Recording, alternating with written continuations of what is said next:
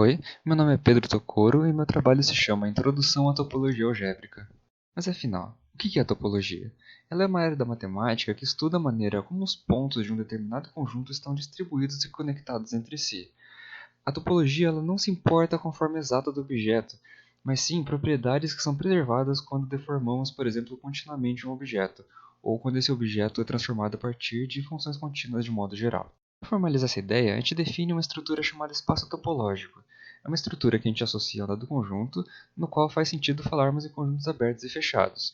Por exemplo, a reta real, que todos conhecemos com os conjuntos abertos e fechados, definidos de maneira convencional, é um exemplo de espaço topológico. A partir desses conceitos, a gente define formalmente o que é uma função contínua, que é uma função definida entre dois espaços topológicos e é compatível com as estruturas desses espaços.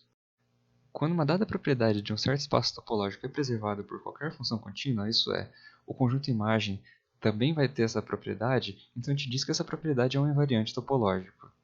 Por exemplo, se uma função f de a em b é definida em um conjunto conexo A, então a imagem de A através de f também deverá ser um conjunto conexo.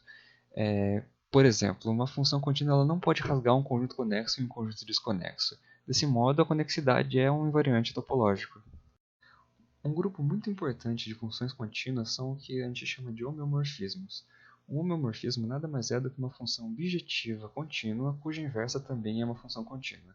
Vale lembrar que se é uma função bijetiva, então ela automaticamente possui inversa. Um homeomorfismo entre conjuntos pode ser visto como uma deformação que pode ser desfeita, uma deformação contínua. Por exemplo, se a gente deforma uma esfera em um elipsoide, a gente pode reverter isso, a gente pode desachatar novamente esse elipsoide até ele se tornar uma esfera. Por outro lado, a gente não pode rasgar uma esfera em dois pedaços, porque isso não seria contínuo. Voltando aos invariantes, eles são um tema central na topologia, porque eles permitem que a gente analise propriedades de objetos mais complicados utilizando objetos mais simples. Por exemplo, se um objeto x é homeomorfo a um toro, que é a rosquinha, então x vai compartilhar várias propriedades interessantes com o toro, que é um objeto muito mais simples de se estudar. Um dos primeiros invariantes conhecidos na história da matemática é a chamada característica de Euler.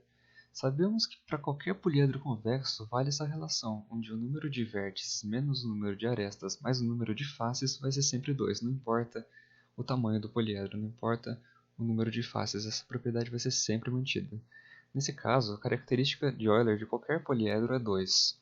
Como a esfera é homeomorfa a qualquer poliedro, a gente pode deformar qualquer poliedro em uma esfera e vice-versa, a gente diz também que a característica de Euler da esfera é 2. Partindo dessa ideia, a gente generaliza a característica de Euler para qualquer superfície compacta.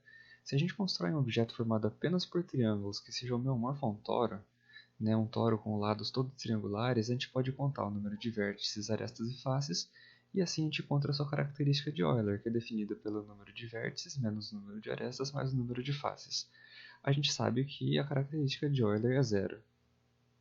A topologia algébrica, então, ela surge da necessidade de encontrar invariantes que registrem informações importantes de um determinado objeto. Por exemplo, o que é um buraco?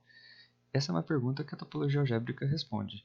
A ideia central da topologia algébrica consiste em associar cada objeto geométrico com um objeto algébrico. O primeiro invariante algébrico que a gente estuda é o chamado grupo fundamental.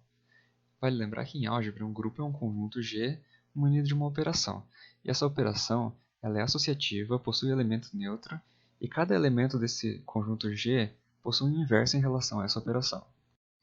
Um exemplo de grupo é o conjunto dos números inteiros com a operação de adição. A operação de adição sobre os números inteiros ela é associativa, o elemento neutro é o zero, e todo elemento possui um inverso, por exemplo, o 1 possui menos 1 como inverso, o 2 menos 2 e assim por diante. Para a gente entender a construção do grupo fundamental, a gente precisa primeiro entender o que é uma homotopia. Uma homotopia é basicamente uma função que deforma continuamente uma curva em outra. Duas curvas são homotópicas, então, se existe uma homotopia entre elas, se é possível a gente arrastar uma curva até outra. Sobre uma dada superfície, fixe primeiro um ponto nela, e considere todas as curvas que se iniciam e terminam naquele ponto. A gente chama elas de laços. A gente diz que dois laços são o mesmo se eles são homotópicos, se a gente consegue arrastar um até outro. A gente define então o grupo fundamental de uma superfície como um conjunto de todas as classes de laços, todas as classes de homotopia de caminhos nela. E a operação entre esses laços é a concatenação deles. Note que em uma esfera, qualquer caminho fechado ele é homotópico a um ponto, isso é, a gente consegue diminuir o laço até que ele vire um ponto. Então, todo laço vai ser homotópico entre si, e o grupo fundamental da esfera vai ser o grupo trivial, que é um grupo que constitui de apenas um elemento. Por outro lado, no toro, o caminho A e o caminho B, como indicados ali na figura, eles nunca serão deformáveis um até o outro, porque eles estão de certa forma presos pelo buraco do toro. Podemos ver então que o toro ele é um exemplo de uma superfície cujo grupo fundamental não é trivial, isso é um grupo fundamental que tem mais de um elemento. Ainda não sabemos quem ele é, mas já sabemos que ele é diferente da esfera por conta disso. Outro detalhe importante é que se duas superfícies têm grupos fundamentais diferentes, então necessariamente elas não poderão ser homeomorfas. A recíproca dessa afirmação já não é necessariamente válida. Por exemplo, um plano e uma esfera têm o mesmo grupo fundamental, mas elas não são homeomorfas. Um dos primeiros resultados importantes que a gente obtém a partir do grupo fundamental é o fato de que o grupo fundamental do círculo é o conjunto dos números inteiros com operação de adição.